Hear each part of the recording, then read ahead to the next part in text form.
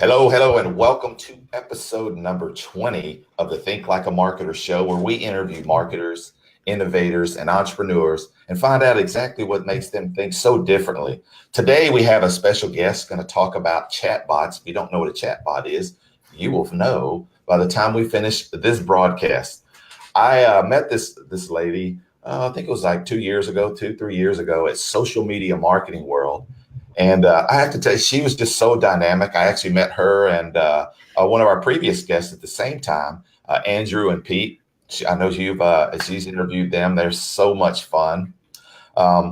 She has a busy schedule today, so I promised her I'd keep it limited to 30 to 45 minutes. So I just want to jump right in and introduce my friend from the Social Savvy Society, Amanda Robinson.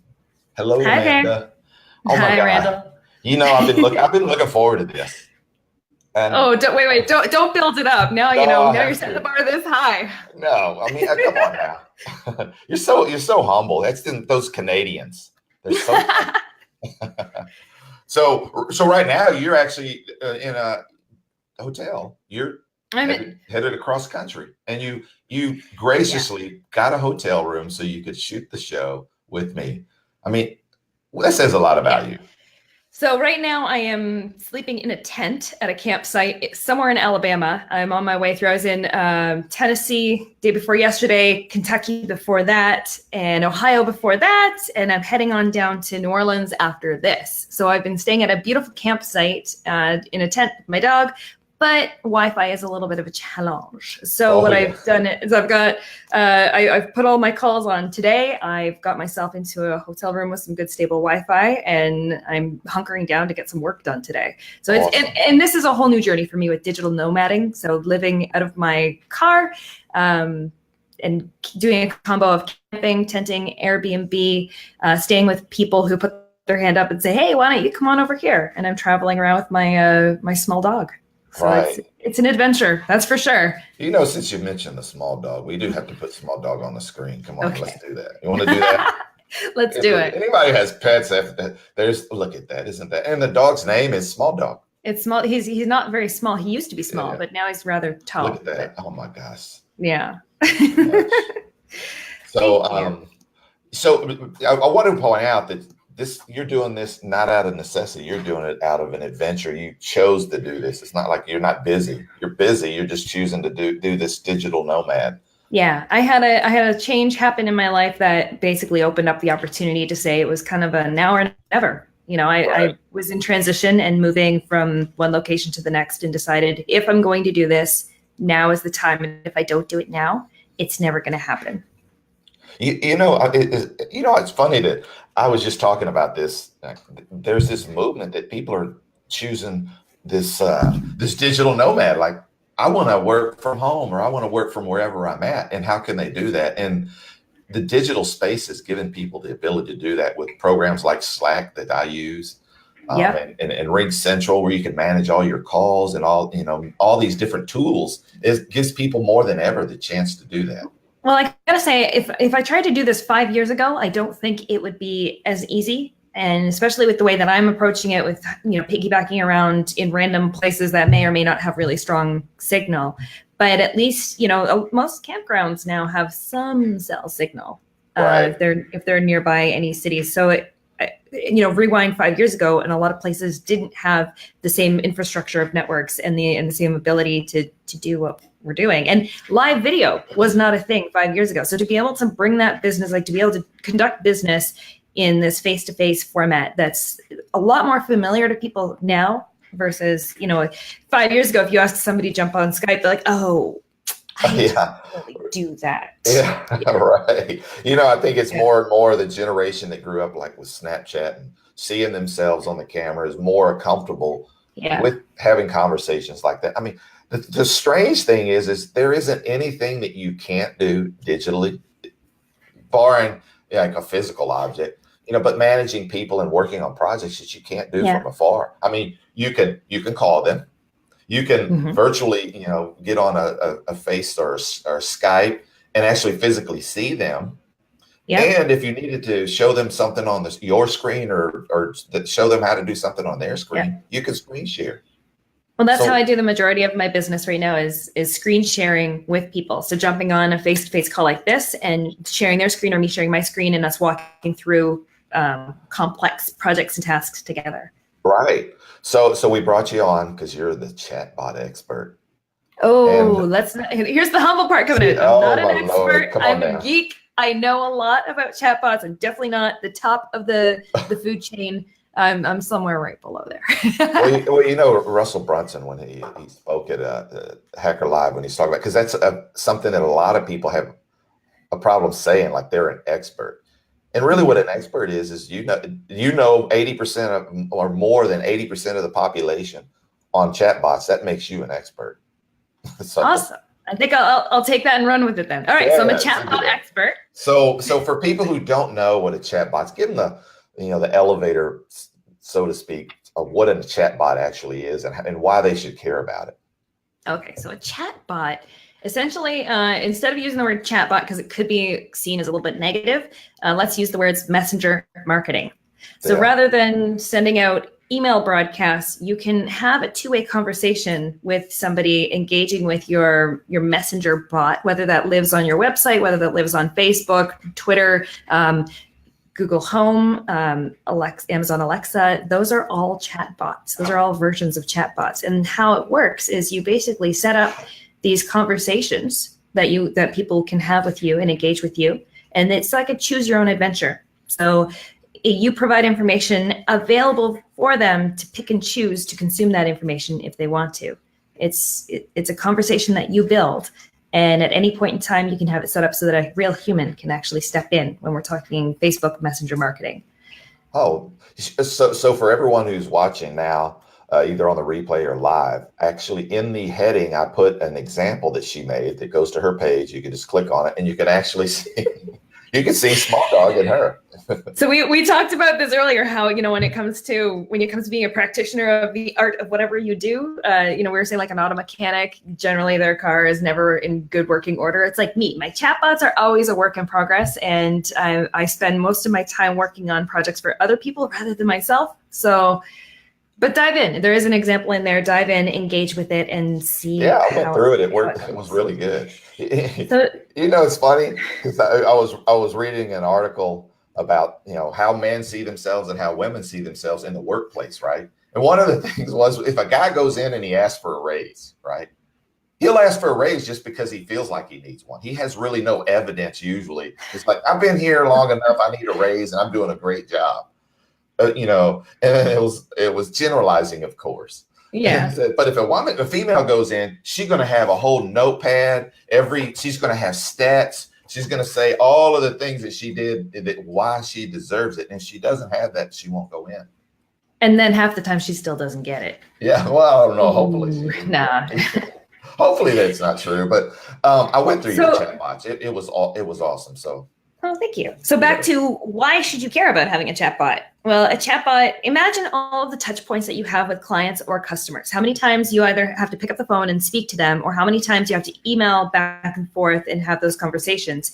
If you had to break down an entire month of your life and look at any of those tasks or communications that sort of repeat over and over again, so somebody inquires with you about your services, or somebody wants to know your open hours, or somebody wants to. So look at that. So when you do a digital show, you have to be prepared for a drop off. So you're back. Was it something I said? No, it wasn't anything you said. So go ahead. So look at your communications and all of your touch points that you have with people on an ongoing basis, and figure out what parts of those recur often enough for you to be able to set up, say, an FAQ or a main menu within your messenger marketing bot. We'll talk specifically about Facebook Messenger marketing for the rest of these examples.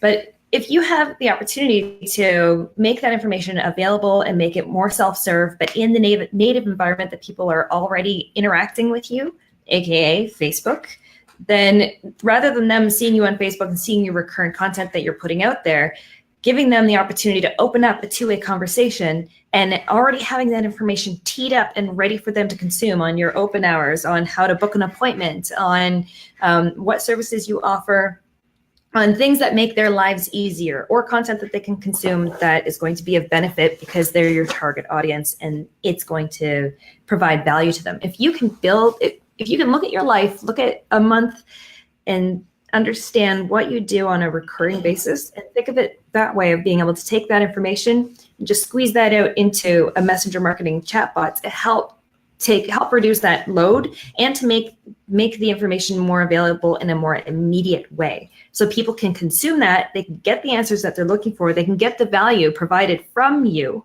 but they don't have to wait for you to get back to them in order for them to have that conversation. Or let's put it this way, look at messenger marketing as a conversation starter. So it doesn't have to be a complete conversation from start to finish, but it opens the window and the door of communication and enables you to be able to connect in a more meaningful way. And it also has the benefit, when we're talking numbers and stats, it has the benefit of allowing you to accumulate a subscriber base, much like you would with an email marketing list. And I do not want to really compare chatbots with email marketing. They're very different, and they should be treated very differently. But to understand the marketing value for you and your business, understanding that you are collecting a group of subscribers. If anybody engages with your bot, they are subscribed to your bot. And from there, you're then able to follow up and send additional messages to them with some house rules that you have to follow on how you send those messages. But it gives you an additional channel to communicate and broadcast out to these people. And you can segment them I'd say in an even more diverse way than you can with email marketing. And on top of the segmenting, the open rates. Like, let's talk about the open rates. Wow. So when you're looking at, it's impressive. Yeah, if you're looking at email, depending on the industry that you're in, your open rates might be anywhere from 15% or 10% all the way up to 40%. But 40% of 100 is only 40 people. Whereas with messenger marketing, you have, I'd say, a 95 to 98% open rate. When you're comparing apples to apples there, and when you want to connect with people and send out that message and deliver it to people who have already put their hand up to say, I am interested in you, and you have a 95 to 98% open rate, and then from there, the amount of engagement that you get from those chatbots compared to email, people will open an email, or they accidentally open it as they're scrolling through on their Outlook that has auto open, or they're just opening it because they don't want to have any unread emails in their inbox. So they're not really, there's some of those opens that are kind of like illegitimate opens. When you get to messenger marketing chatbots, people who are opening those messages are engaging with them. And when I say engaging, I mean taking a reciprocal action. They're actually clicking. They're looking at the content. They are starting that conversation with you, it's just, in my mind, if you are a business who has already understood the value of having a Facebook page for your business, then it's only a matter of time before messenger marketing chatbots are looked at in the same way, in that it's a no-brainer. Why wouldn't you make that information so easily available for people to communicate with you? Now, throw a small curveball in there. An article just came out yesterday announcing that the state of California is banning automated chatbots that don't make it known that it's a chatbot. So a chatbot impersonating a person. Right. That sounds funny when you say it that way. A chatbot impersonating a person. So what that means is that an example of a really good best practice when you're using a messenger marketing bot, I'll use mine as an example. I don't say it's Amanda. I don't pretend that it's me talking to you. I call it my BF. So it's my bot friend. And my bot friend communicates with you. So you'll have lots of references to my BF helping you out. And if my BF can't answer that for you, he'll come and get me and I can jump in that conversation live. But it's very clear that you're interacting with an automated system that has self-serve content available for you, and you're not talking to a real person. Right. And that's where from a security and spam perspective, automated chatbots do get a bad name. They have a bad rap. You'll see Instagram comments, those automated bots, great photo, like me back. Yeah. Come on. And those, yeah, or all the spam bots on Twitter. So they do have a negative connotation, but I think now that chat bots and messenger marketing is becoming way more mainstream, so much easier to build as an individual, to jump into the platform and build it from scratch without having any pre-existing chatbot knowledge. You can do that. So now that it's becoming more available, more mainstream, it's also becoming more urgent for, I guess, places like the state of California to regulate, making sure that people understand when they're communicating with automation versus communicating with people, to make sure that everything's kind of on the up and up. Right. I think that's a great point. It's about expectation. What expectation did you give your client if they decided to communicate with you for an exchange of value? So, for Exactly. example, I remember there was someone that I know. They set it up their personal trainer, and they said, "Hey, join my monthly subscription, and I'll have." And they set it up properly. It's like, "Hey, every morning I will send you a workout. I will ask you, did you work out?" And you can answer yes or no, which makes it the interactive part. Obviously, they know that if you have thousands of people, that you can't message every thousand person every morning. But there is a part, like you said, where there may be a situation where a real person, meaning you, takes over. In that case, I'll give you a real estate example. I've been testing a lot of real estate bots, and the reason I do testing, it's like I'm a geek. It's what I do. So I'll set up different scenarios and I will test them and see how many people I can get to complete the flow from start to finish without kind of dropping off partway through. But for real estate, I'm finding that making that self-serve content available where people can go into the bot and they can choose, okay, what would you like to see? Do you want to see some photos of the property? Do you want to understand the stats on, annual taxes, square footage, water frontage, on town water, things like that. So they can go in and self-serve that content, but they can also get to the point where it's like, yes, now I want to speak to a live agent. So they can hit the, call an agent. And then from there, it'll even branch into, okay, so how do you want to communicate? Do you want us to call you? Do you want us to email you? Or do you want us to ping an agent right now to jump into this chat live right here, right now? right. So they can pick and choose how they want to be communicated with.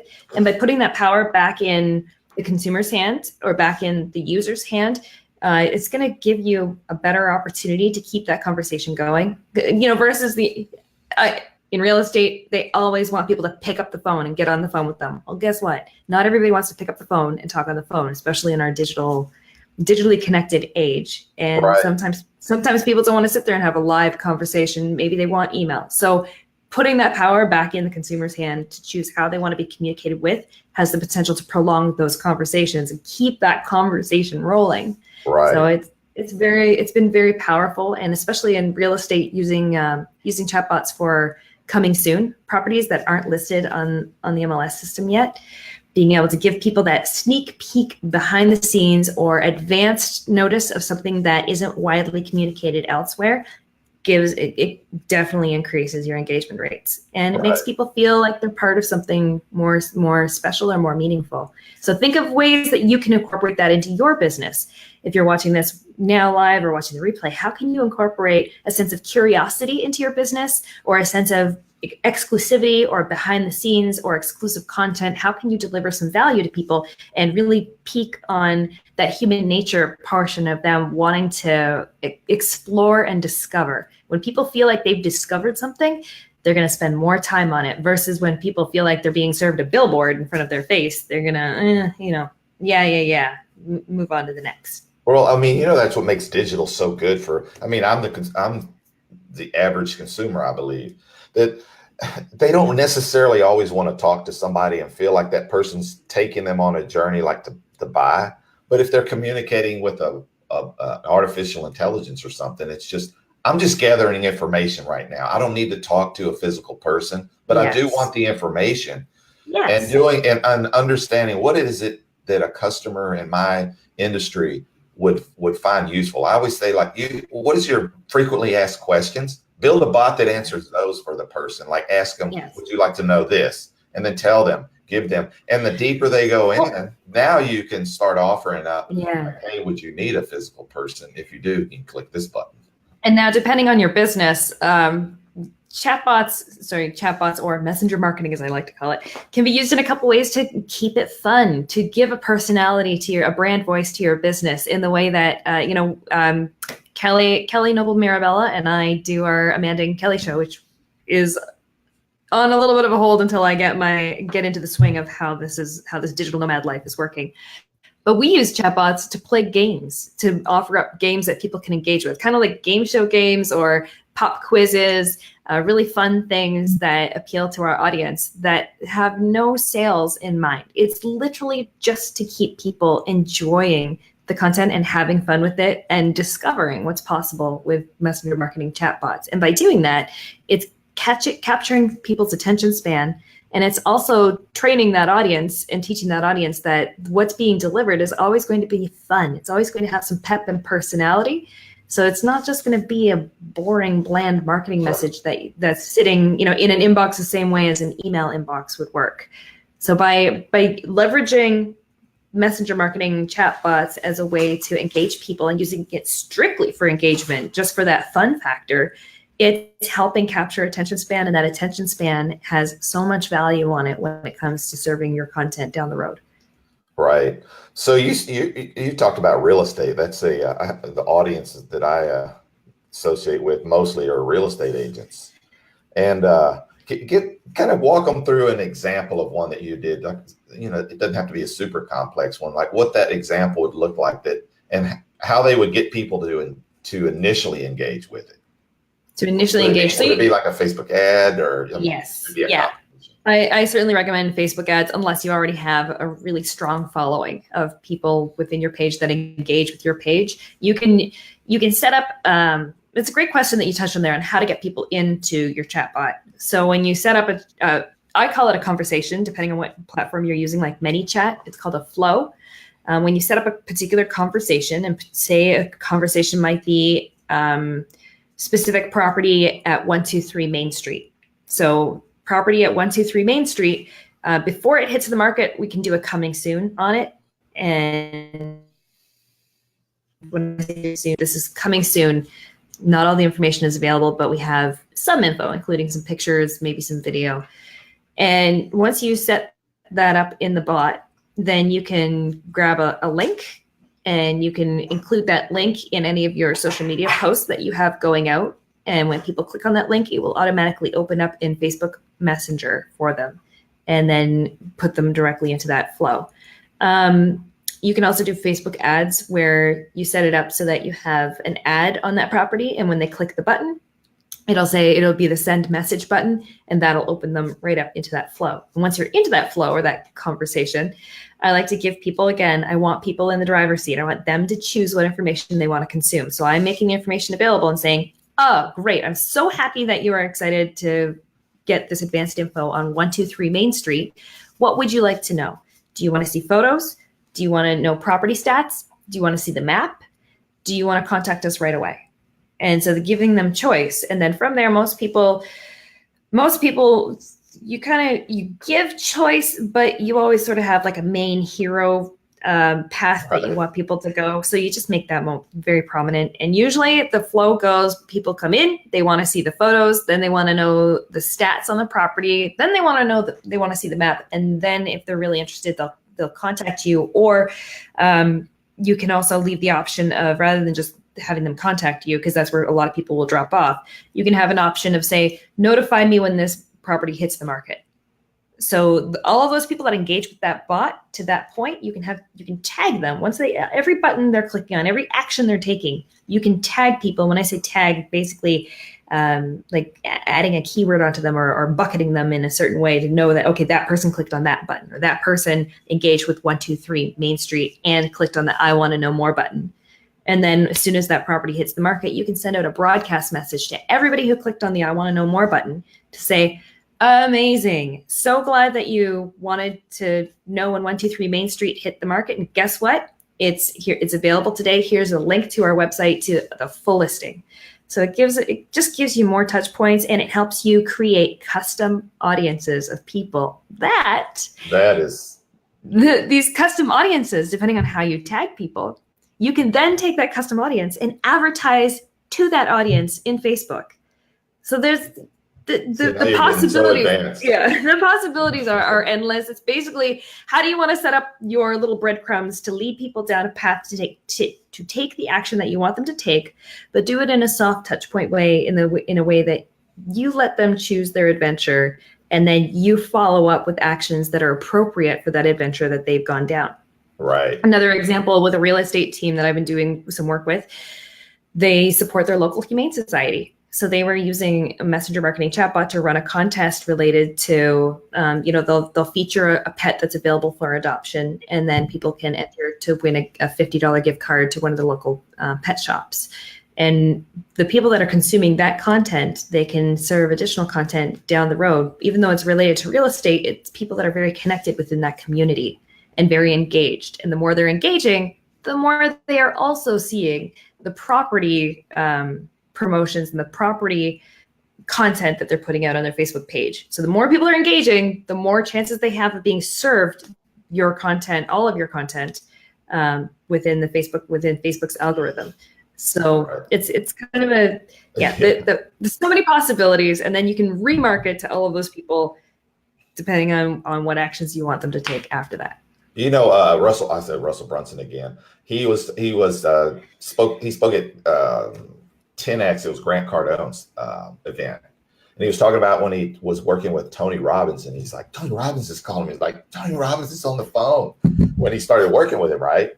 And Tony Robbins was like, hey, tell me about this, these funnels, these click funnels, a little bit about it.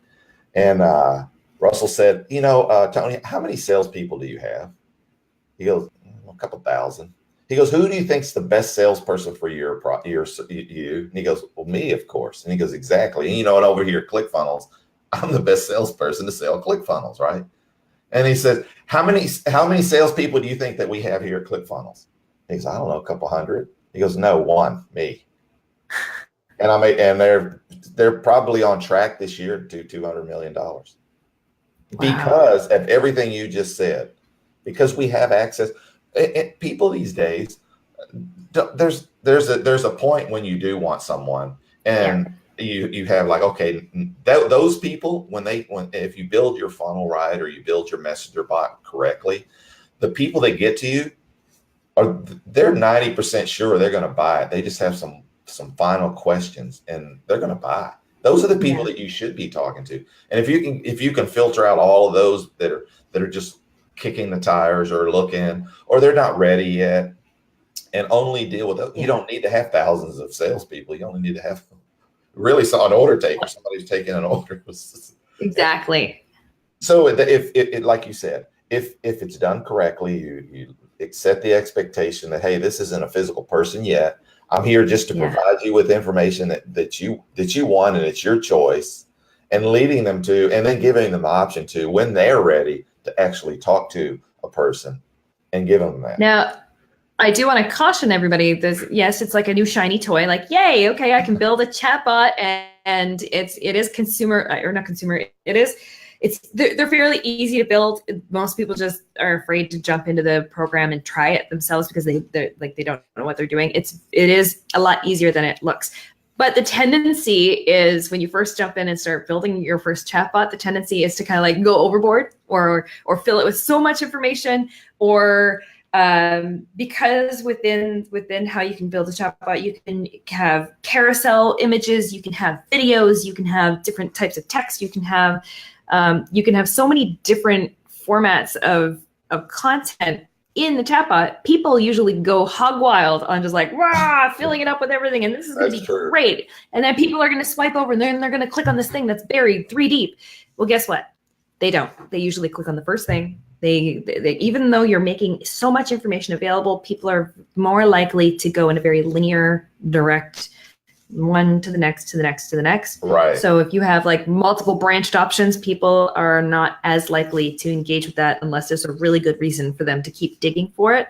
Right. People will most likely choose the first option. So when you first start building your messenger marketing chatbot, don't go overboard. Just keep it simple, keep it very linear, keep it very simple, and keep it basic, and then start to add on and grow from there by paying attention to what people are clicking on. So I'm circling back to the real estate example. I learned through testing in multiple different agent accounts, through different teams and solo agents, I learned that, using those carousel tiles with images and text where you can swipe through, several of them, they don't perform. People will choose by default, they'll just choose the first option. That's it. So if you just had that information only living in those carousels, like say you had 3 properties that you were showcasing that are, these three waterfront cottages, all 500,000 and under, they're going to go fast. You're not going to get as many eyeballs on those other 2 properties if they're in that carousel. So I've learned the hard way that I just have to build it out very, very linear and individual. And as much as this information is available for people, and as much as people are curious and want to self-serve and receive it themselves, short, bite-sized bursts of content that do get kind of straight to the point are better than messages that, I've subscribed to people's bots where they send out a new broadcast message. You're on the broadcast. You can always hit stop or unsubscribe or type stop or unsubscribe to get off your list. But I've been on people's lists where, on a Tuesday at 5 p.m., they're sending out the next broadcast message, and it's a series of like 7 different messages, and then an image, and then another bunch of messages, because they're basically using it like an email marketing system where they have so much that they want to say, and they want to do it all in one broadcast, and they just and your phone just keeps lighting up like bing, bing, bing, bing, and I'm like, you can't. And I don't want to unsubscribe from you. I do want to receive, mostly because I'm just curious about how you're using your bot recon. But I don't like being hit with, like, it's like a conversation. If you and I were texting, and if you hit me with text after text after text after text after text, and it just kept boop, boop, boop, boop, popping through, it would be very annoying, especially if my attention is somewhere else, or I'm having a conversation with somebody or doing something, and it's just very invasive. So there are kind of these best practices that all of us are, and what turns people off. The other thing you do need to know if you are setting up a bot for your page or for your clients' pages is that the way it works right now, you will get notified every time somebody clicks on any stage of that conversation within your bot. So you'll get notifications. So I've had, at one point I think I had 6 different bots running for different real estate teams. And every time people click to see the next photo gallery, or click to see the property features, and click to see, I got notifications every time somebody engaged and clicked. So hundreds of clicks times hundreds of people, my phone was just jammed up. It was just like a jam up of notifications. So I'd go in and I had to turn notifications off on all those pages. Right. Another things to think of. There's a BeLive, or Owen Video. He does with BeLive, and he does a really cool thing where he says, hey, if you're watching this and you want the show notes or whatever he wants, one of the things he says is the show notes, or you want to subscribe to his newsletter or something, he said just type 5 in the comment, and then 5, and it'll do that, and then it'll automatically send them the show notes, which is cool. Those are simple stuff. I know you did it with your show. Yeah. The only thing I'll caution on those is that the comment tools, the ones that allow you to make, if you comment a certain particular keyword on a certain post, and then it'll trigger the bot to send you whatever it is you had it set up to send. The only challenge with those is that's probably the most volatile, inconsistent tool out there. So that's a great point to make, is that bots are not perfect. They're not a perfect system. They're extremely volatile in that sometimes they work, sometimes they don't, sometimes they just have a fit, and sometimes especially with the comment growth tool, you'll have it set up for comments, and 7 out of 10 people get the bot fires for them perfectly, and then 3 is just crickets. Nothing happens, and you don't know why. Or the bot will just have a fit one day, and for several hours, it just, people are commenting and nothing happens. Right. And then all of a sudden, it just like boom, it unloads. 4 hours later. So that's one of the more tricky ones. So I'd say do not build a marketing strategy around relying on that. Have that as the icing on the cake. That's like a nice surprise and delight. It's a perk feature. Don't build your marketing strategy around that. Right. They Yeah. just had the mini chat conference, and Miguel talked about that. Working with Facebook, and you're a third Yeah. party, and Facebook is, especially in where Facebook's going through now. So they're so sensitive about all information going in, and them having to Yeah. quality control or check it or whatever they have to do.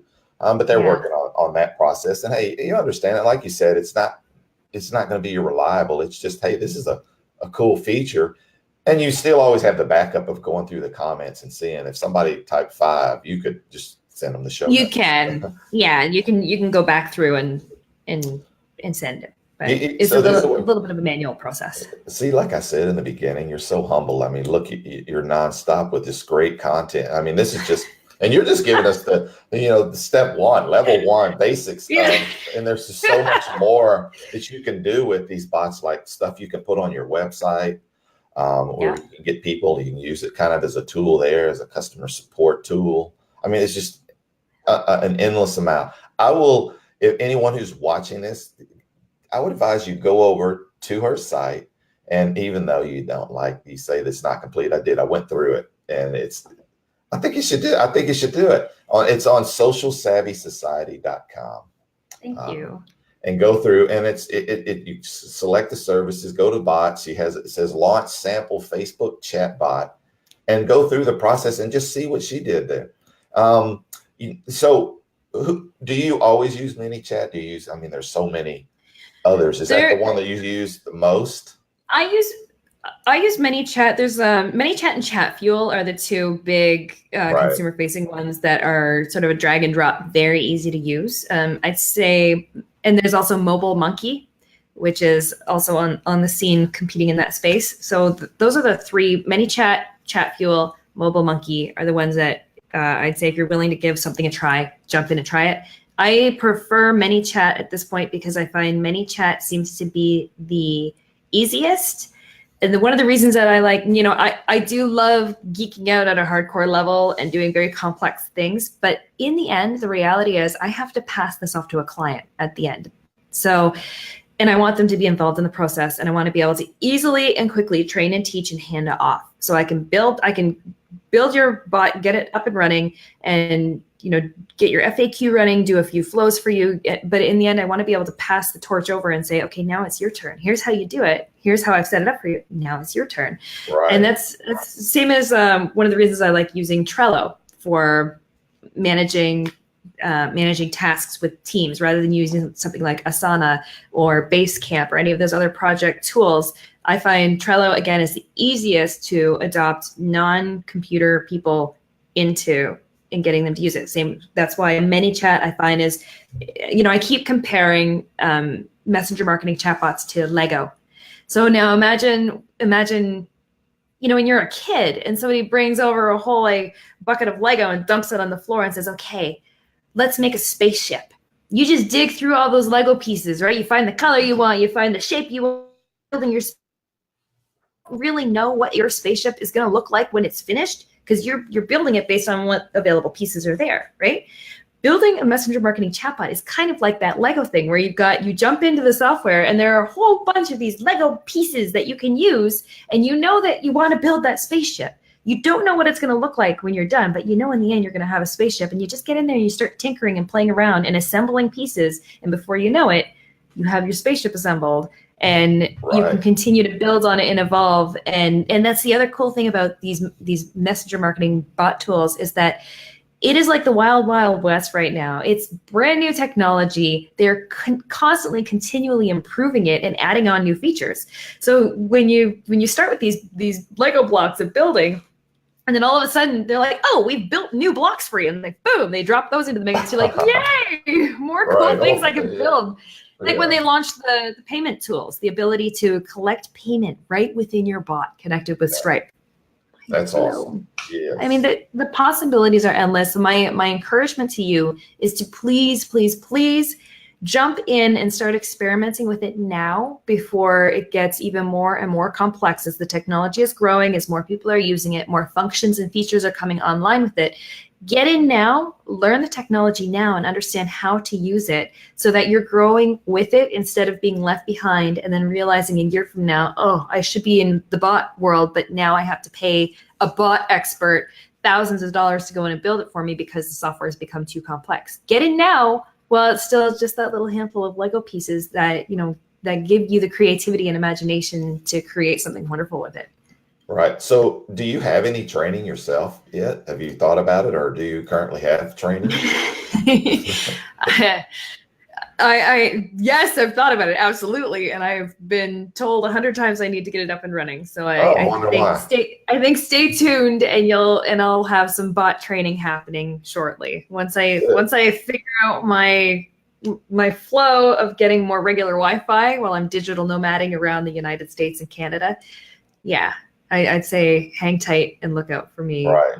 Well, I promised you that I would get you off at least in 45 minutes. We're coming up to that, but I wanted to, for those of you who wanted to reach out to Amanda, can you give them where's the best place that they could go to interact with you, follow you, to see what's going on? Are you posting on Instagram about your travels? Yes. Oh, that's cool. Yeah. So I'm doing a lot of Instagram stories right now. My Instagram handle is @SheWakeboards. I know it has no association with my actual business and what I do. I just don't have the heart to change it. I used to run a water ski and wakeboard school and compete with wakeboarding. And it's a passion I had right up until I wrecked my ankle with it. So @SheWakeboards is where you will find all of the amazing adventures of this digital nomading travel. The best place if you want to start a conversation with me, the best place to go is on Facebook. You'll find me on Facebook, Social Savvy Society. And you can start a conversation with my BF, my bot friend, and I'd be more than happy to jump in and talk myself. Well, I always tell people, it's like the price of anything is the amount of life you're willing to exchange for it. And I appreciate you exchanging a little bit of your time and your life with my people and me. And like I said in the beginning, you're so humble. I mean, there's just so much, and there's not enough time in this. So what I'm going to do is I'm going to try to convince Amanda after this call to later come into the All-In Marketer Academy group, maybe sometime when she gets a little time, to talk a little bit more deeper and share with. I think we have like 1,200 members in our group now. Wow. And really get a little bit more deeper, and actually where we can show some examples on the inside of the group. So if you're not already in, go to the All-In Marketing Academy group. Just select there, come in. We talk about marketing. I go in there live on occasion. I bring people like Amanda in who are experts at things that I'm not an expert in. They get to share their expertise with a group of people who really enjoy it and want to geek out like you do, or they're just like curious about it. If you're not already, subscribe to the Think Like a Marketer show on Facebook. If you're watching it on my page or through someone shared, we'd love to have you come over. If you're looking to be on the show and you're an entrepreneur or marketer, or you think that you have an innovative product, we'd love to talk to you. Just message me there. We'll see if we can get you on the show. And again, Amanda, thank you for coming on. And I will be following you on your Instagram as always. And say hi to everybody as you go through from Texas and all of us here at the Think and hopefully I will be seeing you in Texas in a handful of days. I'll be there. Yes. I'll be in Houston October 10th. Awesome. on my travels through on my way to Arizona. Awesome. Well, you have a good trip, and I know you got to get prepared for your next call at 11 o'clock. Wonderful. Thank you so much, Randall. Yeah. All right. Catch you later. Bye.